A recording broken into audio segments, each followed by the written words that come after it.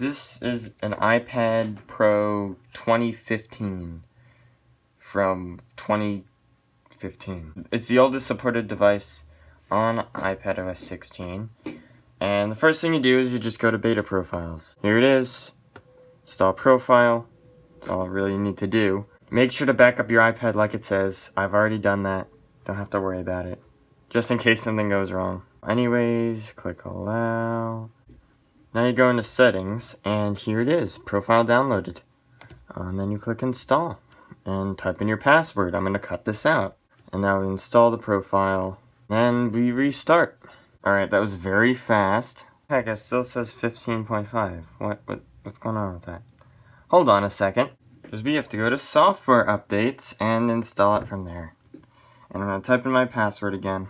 Alright, now it should install. I'll be back when it finally does. And it is done.